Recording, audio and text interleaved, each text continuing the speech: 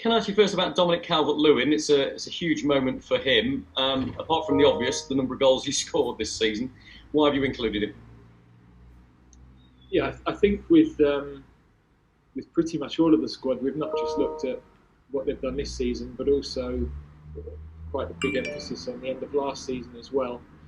Dominic's a player that we've liked his all-round game for a long time. What he's added over the last 18 months of goals, and of course for a striker that's critical. So he's in a really rich vein of form. His all-round game that adds a lot to the team, and he's clearly been a big part of why Everton have started the season so well. So thoroughly deserves his opportunity. Yeah, I mean, we would be looking at pretty much all of the squad getting game time ideally. We want to see players, we want to learn things from the matches. It's difficult at the moment in terms of balancing all of those objectives. You have to win football matches, but also at the moment there's so much more that you're learning about the players. You're learning about resilience, you're learning about adaptability. We will learn about more new players. We had 6 debuts last time round, either full debuts or first starts.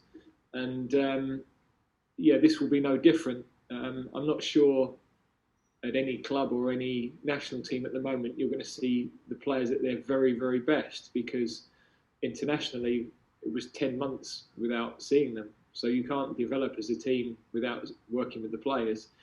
We can build a bit now on what we did in September, and we'll learn some tactical things. We'll learn about individuals.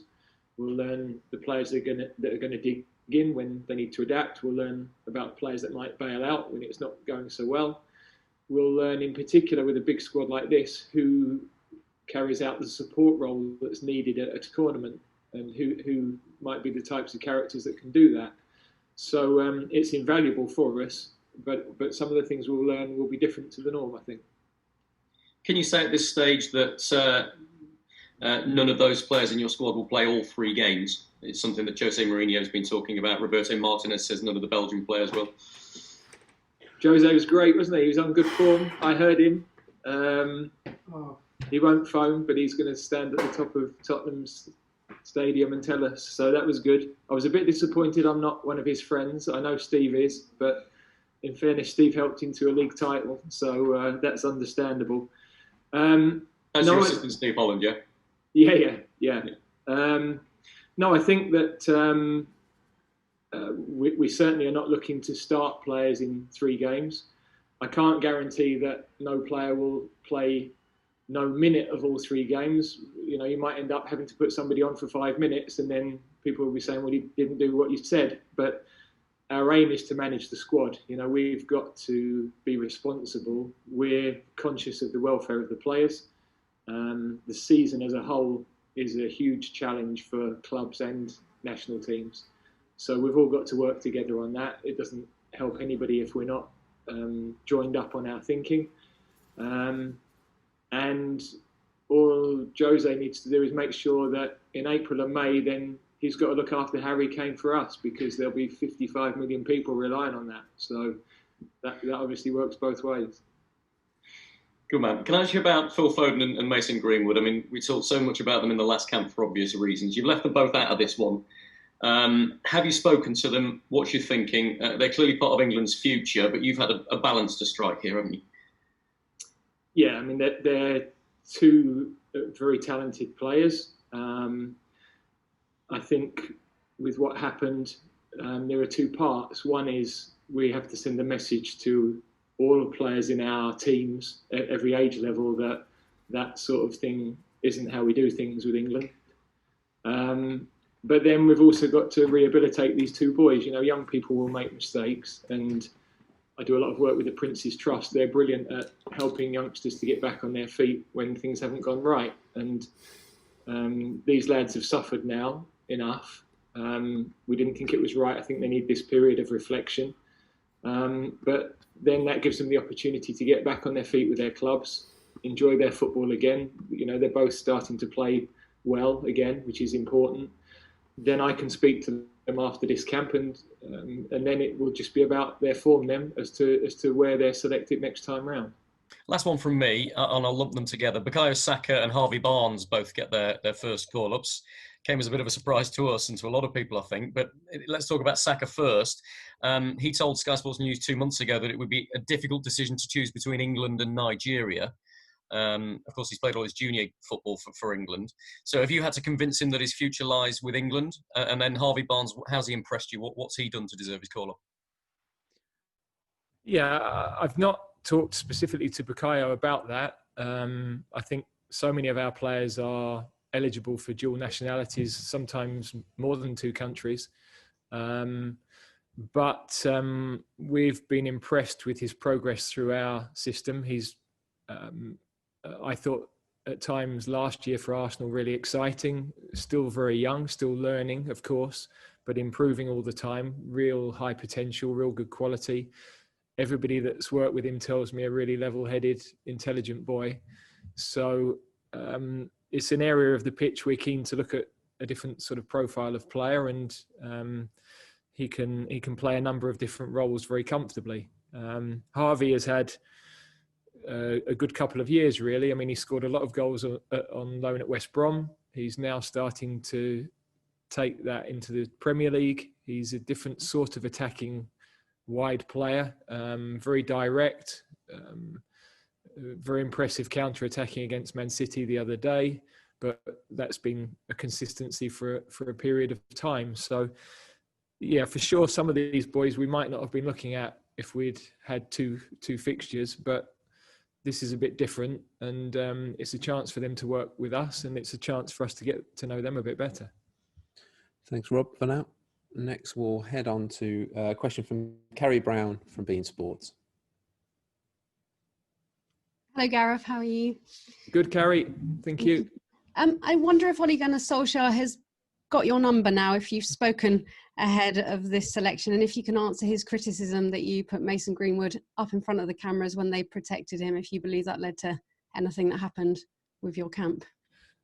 I have spoken to Ole. I felt that was important because, the best way for us to communicate is always directly. So we had a really good chat last week. I think that we're actually on a similar page on a lot of things. You know, the idea of looking after young players is very important, how we develop them. I think the only thing that there was probably a misunderstanding was that we did have contact from the club regarding all of their players. They were still in Europe. They wanted to know whether there would be dispensation for the clubs that were still in Europe. That was understandable because it was a very difficult situation for Manchester City, Manchester United, Wolves, Chelsea. But because we had 4 clubs in that situation, and then the knock-on of what that would mean for the other clubs, we just couldn't help that. So we didn't get an individual request regarding Mason. But as I said, we've talked it through.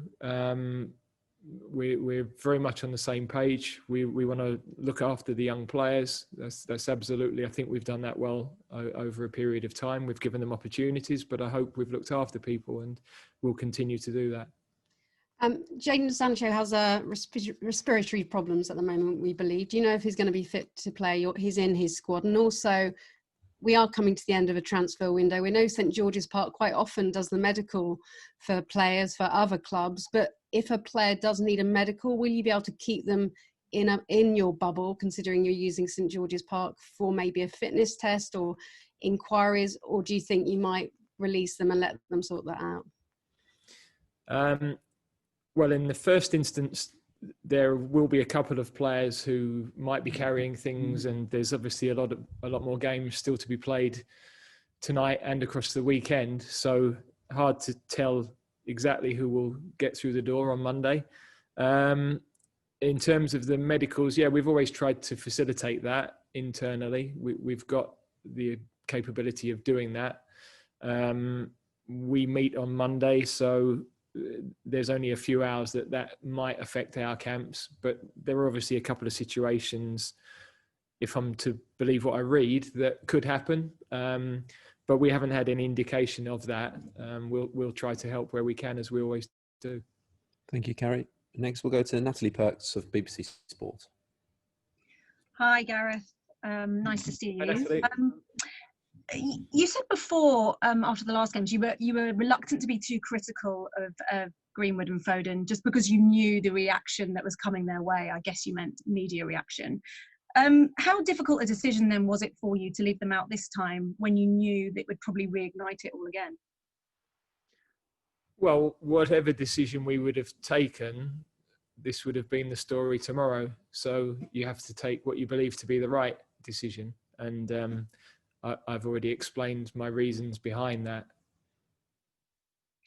And just a quick follow-up, how much attention do you pay to the Premier League managers when they're saying things like they won't call you, but they're expecting you to do the right thing, as Jose has?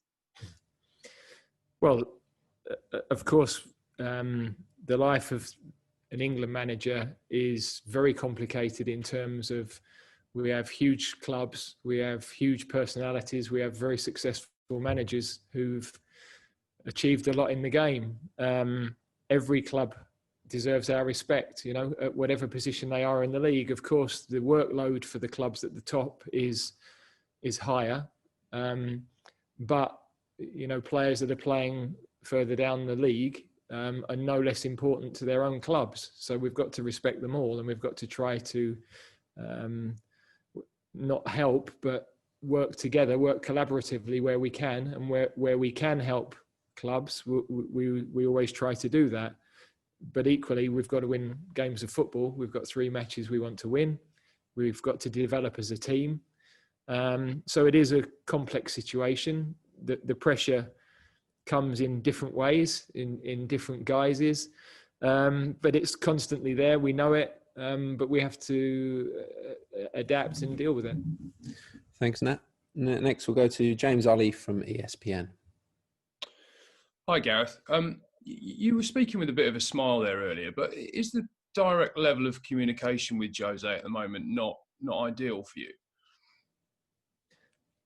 Well, I mean, with Jose, I've had, I think, a pretty good relationship for a while. He obviously allowed us to have Steve when I was taking the under-21s, and was very helpful in facilitating that.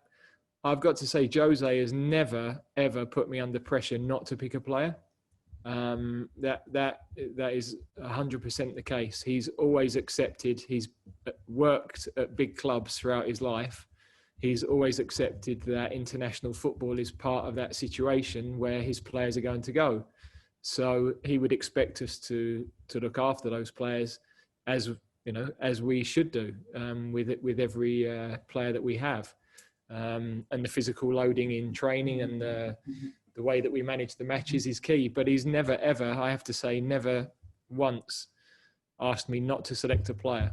And, you know, he's been very respectful in that way.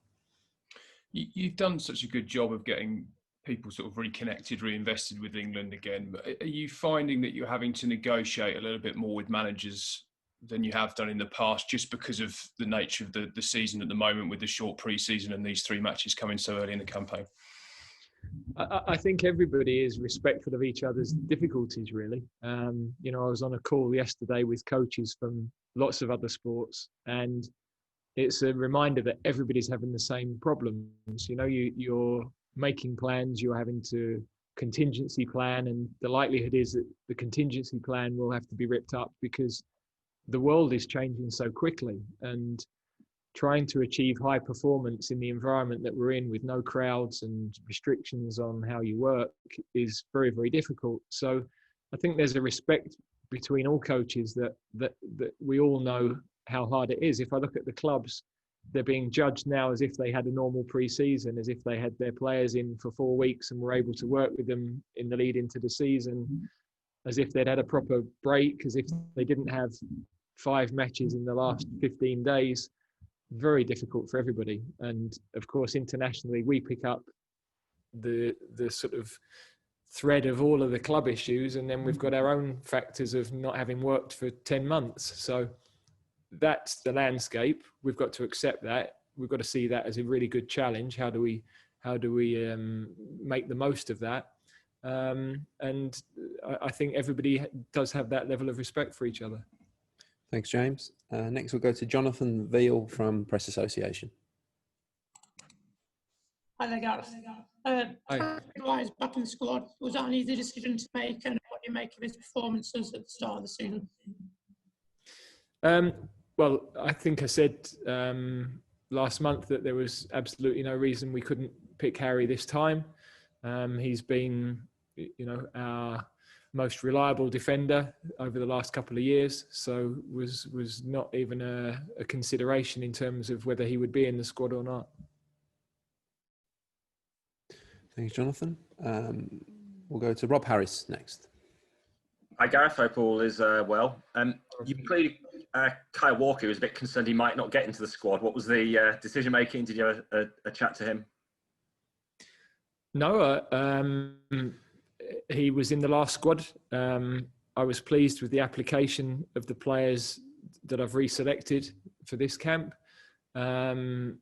He knew that he made a poor decision on the challenge for the second yellow card, but his approach through the camp was good, and he's in that group of our defenders that deserve to be in the squad. So I didn't need to pick anything up. We'd talked it all through while we were still in Denmark, really. And obviously the fact there are 3 games, which is really unusual. And are you doing anything different with the players in terms of helping to relax, in terms of, obviously they're all together so long and it's really hard for them to get outside of the bubble in any way? Yeah, I mean, I think this is a real challenge for all sports teams, especially national teams. I was talking to Chris Silverwood from England Cricket, who had weeks in the bubble. I was talking with Eddie Jones, who's going to have sort of 2-week periods in the bubble.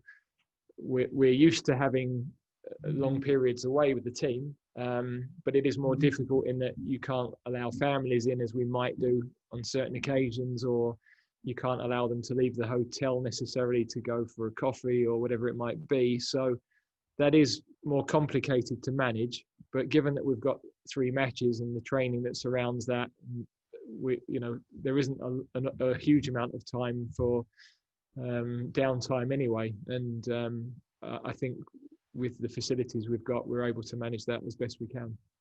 Thanks, Rob. Got a couple of minutes remaining, so we'll finish with a question again from Rob Dorset from Sky Sports News. Gareth, I just wanted to ask you specifically about Jadon Sancho. Carrie talked about transfer deadline day and the possibilities of players being involved. I mean, we know that he's got a huge club that have made some huge bids for him that haven't come to fruition yet. It could be a very high-profile situation for him on Monday. Will you have to, irrespective of what happens, the outcome of that, assess his state of mind? He's still only a 20-year-old lad, we tend to forget sometimes, and this is a big deal for him and his future.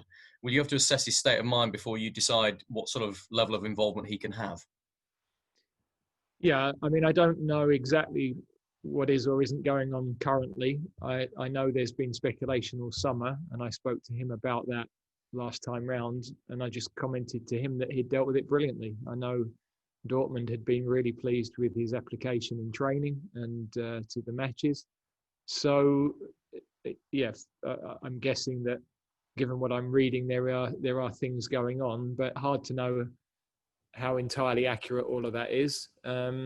So we'll, as with all of the players, there could be other players in similar situations over the next few days. You can't disassociate the person from the performance, and whatever's going on in people's lives has a big effect. And I think that's something we've all got to be mindful of as coaches, as people that employ people in any workplace at the moment. There's a huge amount going on in people's lives. It's bound to affect how they turn up for work every day or work from home every day. So as a manager, you've got to be aware of all of that to try and get the best from people. Thank you.